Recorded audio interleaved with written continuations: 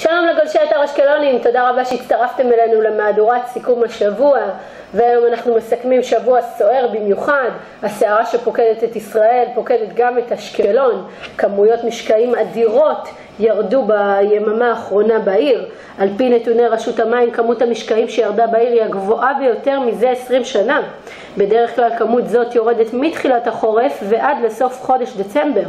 בעקבות הגשמים הכבדים, כבישים רבים הוצפו, כניסות לבתים נחסמו, וגם במוסדות החינוך נרשמו הצפות. בחלק מגני העירייה הוותיקים נחסמו דרכי הגישה וילדים פונו מהגנים. עם זאת נציין כי צוותים של עיריית אשקלון פעלו ימים כלילות על מנת להשתלט על ההצפות ולשחרר את הסתימות שנוצרו בפתחי הניקוז. ערוץ 10 מפרסם חשדות לכאורה נגד ראש עיריית אשקלון איתמר שמעוני. על פי הערוץ, עובדת עירייה לשעבר טוענת כי ראש העירייה לכאורה ביצע במעשים בעלי אופי מיני. ראש עיריית אשקלון כמובן שמכחיש מכל וכל את כל האשמות הללו, וכבר שיגר מכתב תביעת דיבה לערוץ 10. אחרי 13 שנות מאבק, ככל הנראה הקמת תחנת כוח שלישית באשקלון תבוטל סופית, כך נודע השבוע לאחר שהוחלט להקפיא את כל התהליכים הקשורים לתחנה, שככל הנראה גם יובילו לביטולה. הממונה על איכות הסביבה בעיריית אשקלון יורם שפר בירך על ההחלטה ואמר כי היא רק מחזקת את צדקת המאבק ומוכיחה כי הקמת התחנה הייתה עניין כלכלי ולא באמת נועדה להבטיח שלא יהיה מחסור בחשמל. לראשונה בעיריית אשקלון תכהן אישה בתפקיד יועצת משפטית. עורך דין הילה רווח, שעד כה הייתה תובעת עירונית בעיריית אשקלון, נבחרה במכרז להיות היועצת המשפטית של העירייה. בתפקידה זה היא תחליף את איתן צוריאל שהיה 32 שנים בתפקיד. כעת נותר רק לחכות לאישור של משרד הפנים למינוי שלה. מפכ"ל המשטרה, הרב ניצב יוחנן דנינו, הגיע לאשקלון. המפכ"ל הגיע כדי להשתתף בטקס סיום פרויקט מובילים יחד למען הנוער. הפרויקט מהווה רשת ביטחון עבור בני נוער בסיכון ועוברי חוק ומסייע לשילובם התקין בקהילה. המפכ"ל אמר לנערים, אתם הגיבורים האמיתיים שלי, לצד הדחיפה והתמיכה שאתם מקבלים ממשטרת ישראל, יש בכם רצון עז לפרוץ קדימה לעבר האופק המאיר. רק השילוב של שני הדברים הללו הוא המפתח להצלחתנו.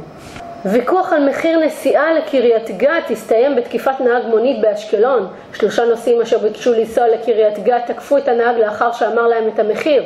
התוקפים השתמשו במטריה ובמוט ברזל שמצאו במקום, ואף תקפו את השוטרים שהוזעקו לאירוע. 3 נעצרו וכתב אישום הוגש נגדם בבית משפט השלום באשקלון. החלוץ ליאור אסולין חתם בהפועל אשקלון. אסולין שנחשב לאחד מהחלוצים המבטיחים מצטרף לסגל של יובל נעים.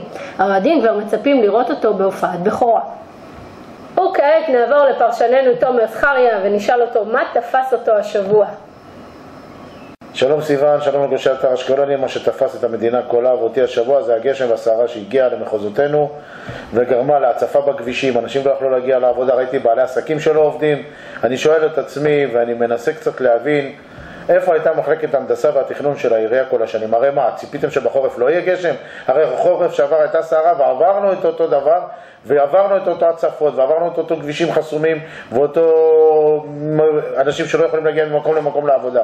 בואו, אני אומר לכם שוב, אני אגלה לכם איזה סוד למחלקת הנדסה בעיריית אשקלון. יהיה עוד גשם במדינת ישראל. אולי יש לכם 2 אפשרויות. או לבוא ולטפל באמת בכל מערכת הביוב, בכל מערכת האינסטלציה, בכל מערכת הכבישים, שנוכל לנהוג בצורה נורמלית כמו ערים אחרות בארץ, או שנחליט לחלק עם הארנונה בחורף גונדולה לתושבים, שבאמת נלך עם סירה כמו בשוויץ. הייתי לא מזמן בשוויץ, ראיתי איך שמסתובבים שם. באיטליה זה יכול להיות מאוד יפה, אבל אם הרעיון שלכם לא לחלק ולא לעשות פה איים ולא לעשות פה גונדולות ממקום למקום, אז באמת בואו נטפל בדבר הזה.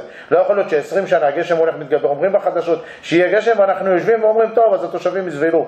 תושבי אשקלון פה משלמים ארנונה, בעלי עסקים משנים. לא יכול להיות שאני עובר בעיר, אני רואה בעלי עסקים שמחכים ואף אחד לא יכול להגיע לעיר, אלא רק מי שיש לו ג'יפ גבוה ומיוחד. לא יכול להיות ששכונות שלמות סתומות. לא יכול להיות שאני רואה גרר שמחלץ מכוניות, אימהות שמשאירות את הילדים בבית ולא שולחים את הילדים לבית ספר, ילדים שהבתי ספר מוצפים. זה דבר שלא נתפס, לא יהיה ולא צריך להימשך. אני מבקש ממחלקת הנדסה, תתחילו לטפל בנושאים האלה, תתחילו לבדוק, יהיה פה עוד גשם השנה, שנה הבאה ועוד 5 שנים. תתחילו לעשות את המשאבים, תתחילו לעשות את התכנון. היה ועד היום עשיתם את כל הטעויות, מקובל. לא יודע אם נסלח לכם, אבל זה מקובל. בואו, מהיום תדאגו שיותר זה לא יהיה, וכבר מהחורף הקרוב. שתהיה לו כולנו שבת עם שמש שתלטף את כולנו. שבת שלום.